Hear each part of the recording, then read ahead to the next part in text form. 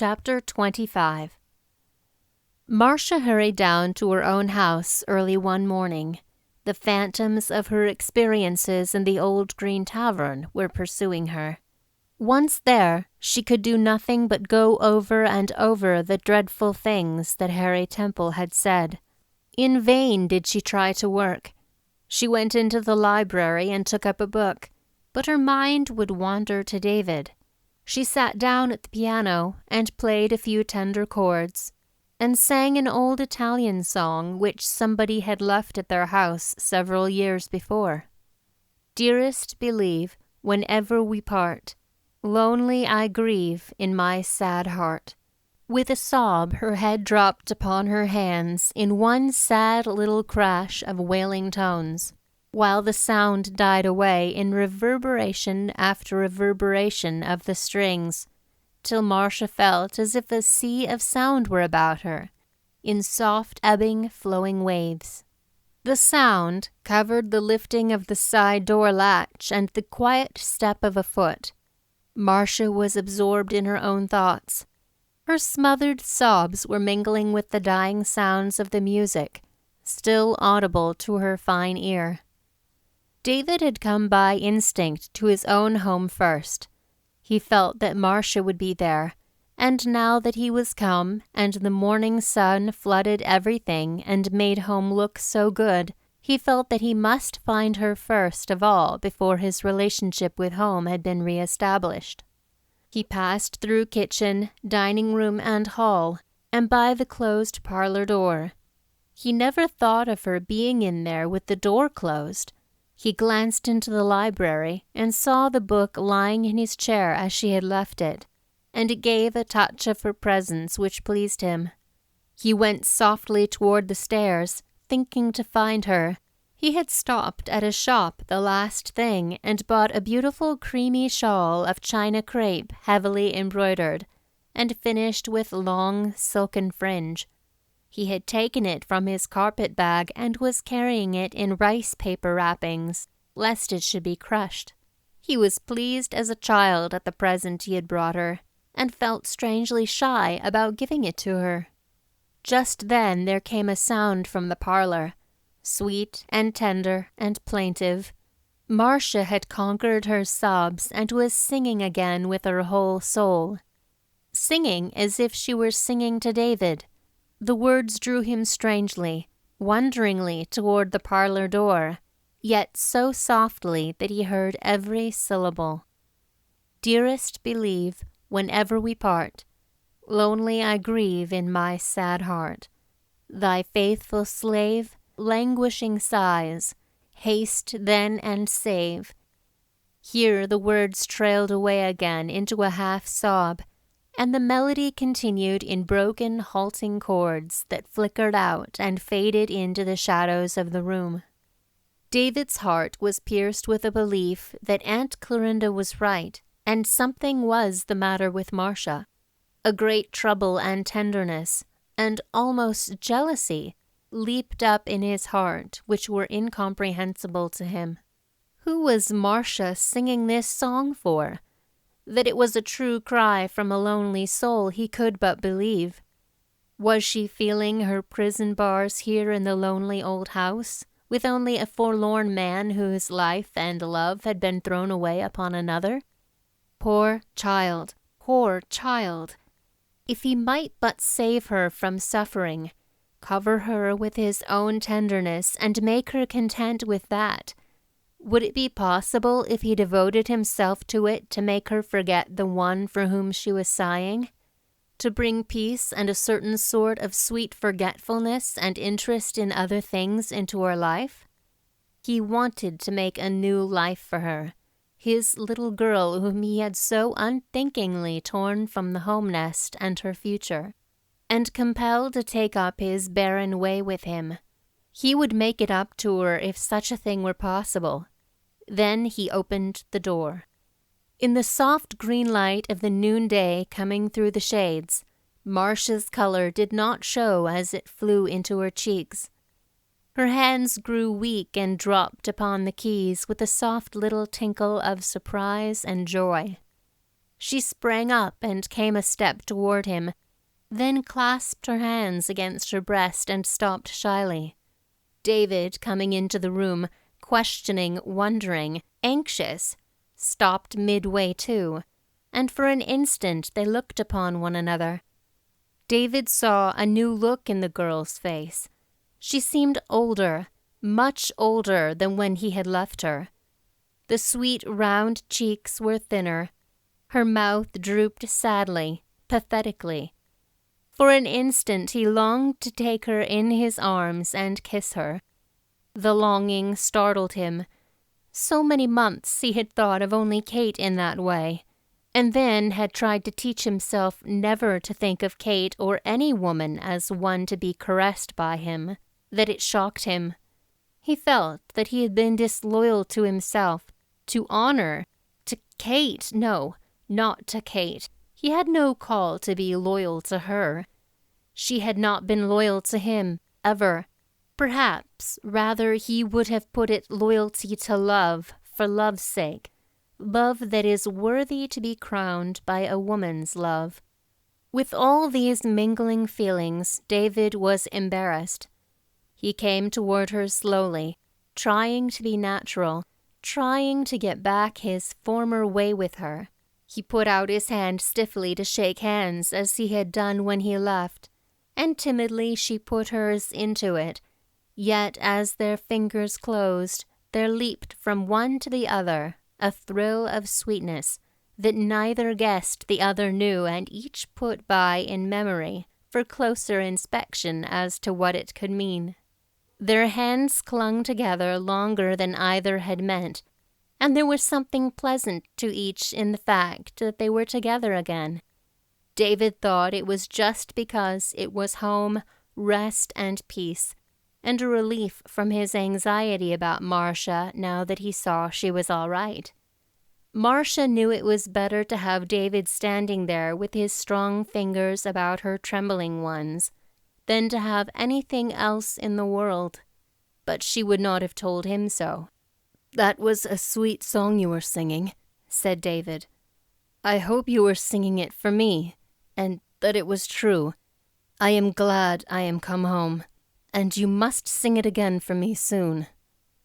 It was not in the least what he intended to say, and the words tumbled themselves out so tumultuously that he almost was ashamed and wondered if Marcia would think he had lost his mind in New York.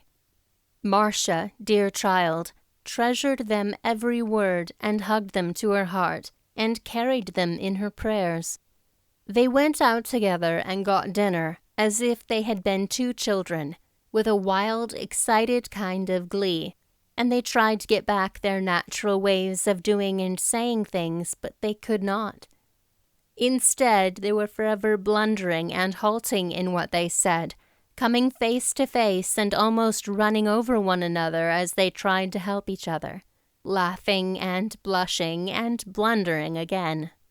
When they each tried to reach for the tea kettle to fill the coffee pot and their fingers touched, each drew back and pretended not to notice, but yet had felt the contact sweet.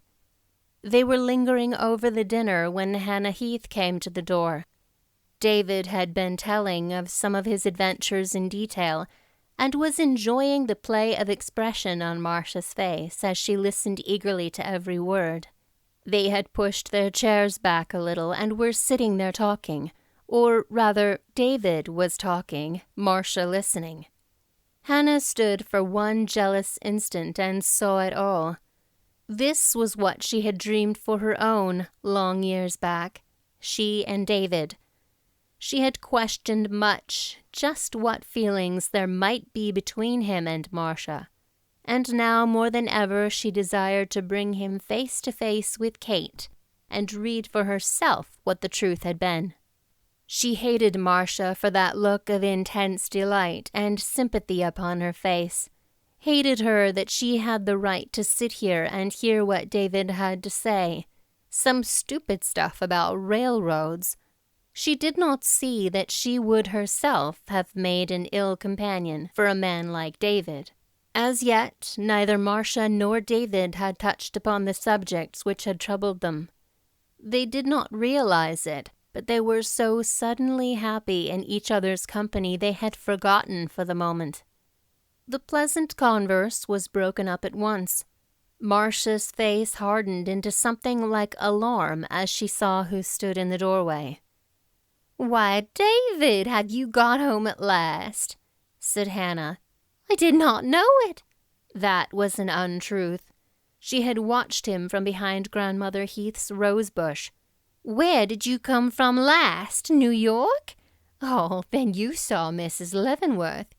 How is she? I fell in love with her when I was there." Now, David had never fully taken in Kate's married name. He knew it, of course, but in his present state of happiness at getting home and his absorption in the work he had been doing, the name Mrs. Leavenworth conveyed nothing whatever to David's mind. He looked blankly at Hannah and replied indifferently enough with a cool air. "No, Miss Hannah, I had no time for social life. I was busy every minute I was away." David never expected Hannah to say anything worth listening to, and he was so full of his subject that he had not noticed that she made no reply. Hannah watched him curiously as he talked. His remarks, after all, were directed more to Marcia than to her, and when he paused, she said with a contemptuous sneer in her voice, "I never could understand you, David. How you, who seem to have so much sense in other things, will take up with such fanciful, impractical dreams as this railroad. Lemuel says it'll never run." Hannah quoted her lover with a proud bridling of her head as if the matter were settled once and for all. Hannah quoted her lover with a proud bridling of her head as if the matter were settled once and for all. It was the first time she had allowed the world to see that she acknowledged her relation to Lemuel. She was not averse to having David understand that she felt there were other men in the world besides himself, but David turned merry eyes on her. "Lemuel says?" he repeated, and he made a sudden movement with his arm, which sent a knife and spoon from the table in a clatter upon the floor. "And how much does Lemuel know about the matter?" "Lemuel has good, practical common sense," says Hannah, vexed. "And he knows what is possible and what is not. He does not need to travel all over the country on a wild goose chase to learn that." Now that she had accepted him, Hannah did not intend to allow Lemuel to be discounted. "He has not long to wait to be convinced," said David thoughtfully, and unaware of her tart tone. "Before the year is out, it will be a settled fact that everyone can see." "Well, it's beyond comprehension what you care anyway," said Hannah contemptuously. "Did you really spend all your time in New York on such things? It seems incredible. There certainly must have been other attractions."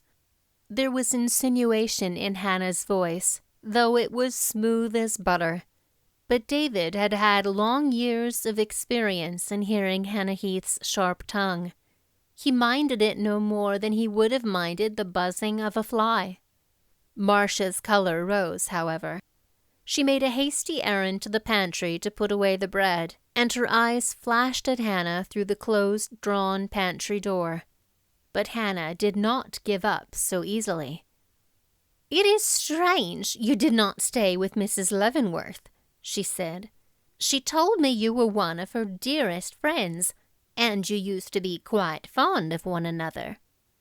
Then it suddenly dawned upon David who Mrs. Leavenworth was, and a sternness overspread his face. "Mrs. Leavenworth, did you say? Ah, I did not understand. I saw her but once, and that for only a few minutes soon after I arrived. I did not see her again." His voice was cool and steady. Marcia, coming from the pantry with set face, ready for defense if there was any she should give, marveled at his coolness. Her heart was gripped with fear and yet leaping with joy at David's words. He had not seen Kate but once. He had known she was there and yet had kept away. Hannah's insinuations were false. Mr. Temple's words were untrue. She had known it all the time, yet what sorrow they had given her. "By the way, Marcia," said David, turning toward her with a smile that seemed to erase the sternness in his voice but a moment before, "did you not write me some news? Miss Hannah, you are to be congratulated, I believe. Lemuel is a good man. I wish you much happiness." And thus did David, with a pleasant speech, turn aside Hannah Heath's dart. Yet while she went from the house with a smile and a sound of pleasant wishes in her ears, she carried with her a bitter heart and a revengeful one. David was suddenly brought face to face with the thing he had to tell Marcia. He sat watching her as she went back and forth from pantry to kitchen, and at last he came and stood beside her and took her hands in his, looking down earnestly into her face. It seemed terrible to him to tell this thing to the innocent girl, now, just when he was growing anxious to win her confidence. But it must be told, and better now than later, lest he might be tempted not to tell it at all. "Marcia," he said the name tenderly, with an inflection he had never used before.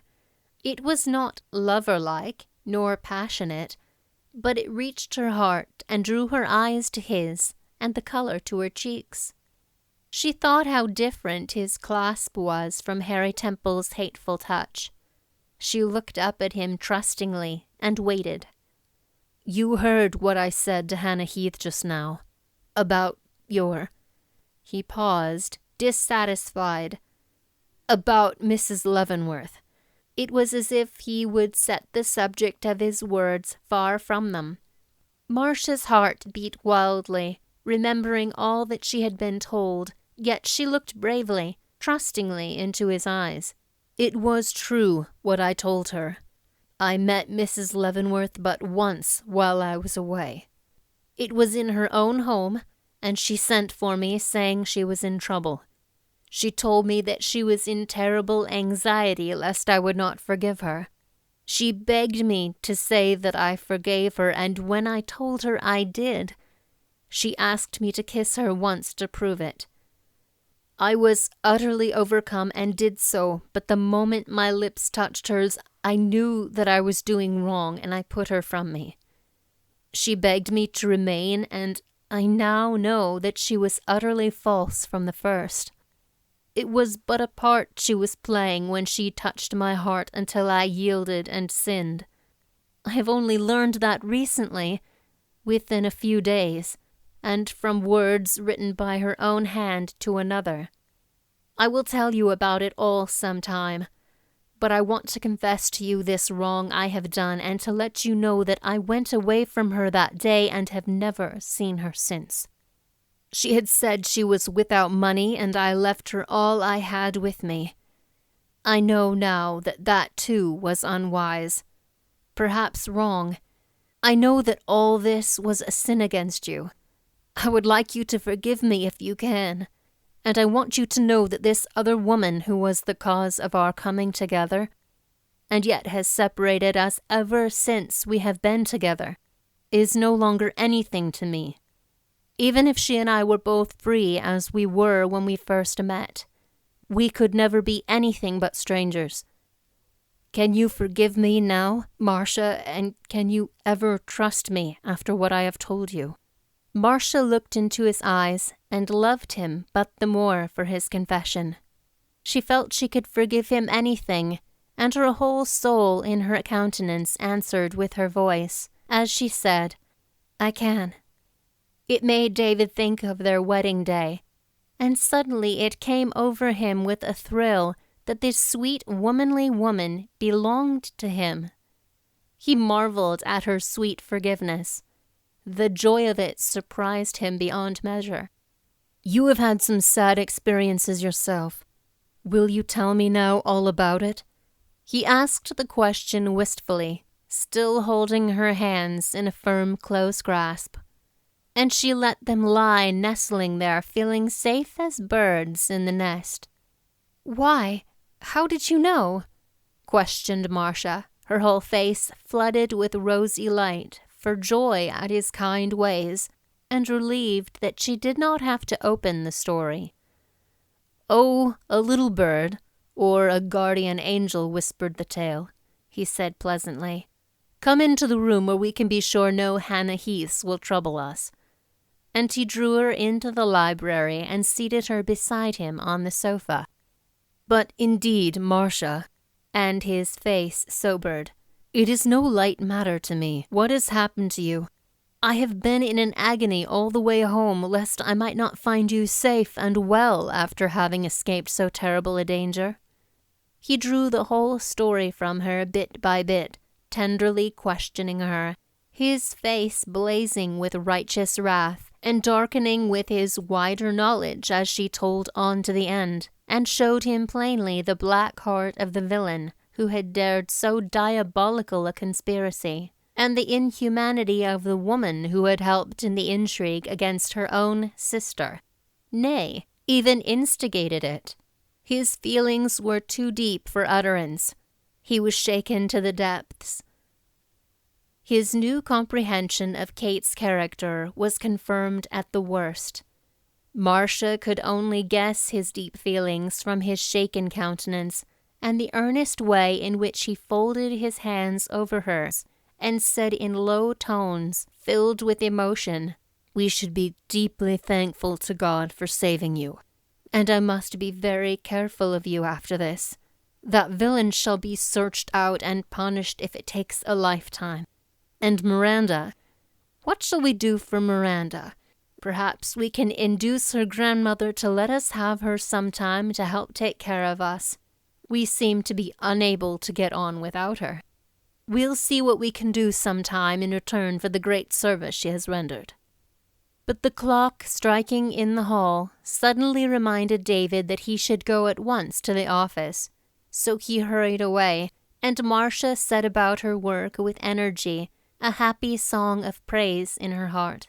There was much to be done. David had said he would scarcely have time to go over to his aunt's that night, so she had decided to invite them to tea. She would far rather have had David to herself this first evening, but it would please them to come, especially Aunt Clorinda. There was not much time to prepare supper, to be sure, but she would stir up a gingerbread, make some puffy cream biscuits, and there was lovely white honey and fresh eggs and peach preserves. So she ran to Deacon Appleby's to get some cream for her biscuits, and to ask Tommy Appleby to harness David's horse and drive over for Aunt Clorinda. Then she hurried down to the aunt's to give her invitation. Aunt Clorinda sat down in her calico-covered rocking chair, wiped her dear old eyes and her glasses, and said over and over again, "Dear child, bless her, bless her."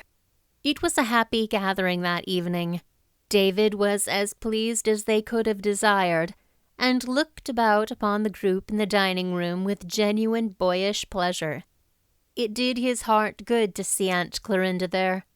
It had never occurred to him before that she could come. He turned to Marcia with a light in his eyes that fully repaid her for the little trouble she had had in carrying out her plan. He began to feel that home meant something even though he had lost the home of his long dreams and ideals. He talked a great deal about his trip, and in between the sentences he caught himself watching Marcia, noting the curve of her round chin, the dimple in her left cheek when she smiled, the way her hair waved off from her forehead, the pink curves of her well-shaped ears. He found a distinct pleasure in noting these things, and he wondered at himself. It was as if he had suddenly been placed before some great painting and become possessed of the knowledge wherewith to appreciate art to its fullest. It was as if he had heard a marvelous piece of music and had the eyes and ears of his understanding opened to take in the gracious melodies and majestic harmonies. Aunt Clorinda watched his eyes, and Aunt Clorinda was satisfied. Aunt Hortense watched his eyes, jealously, and sighed.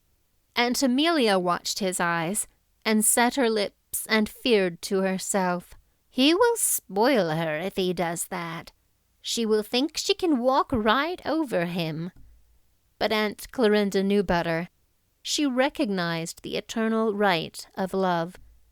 They took the 3 old ladies home in the rising of an early moon, Marcia walking demurely on the sidewalk with Aunt Amelia, while David drove the chaise with Aunt Clorinda and Aunt Hortense.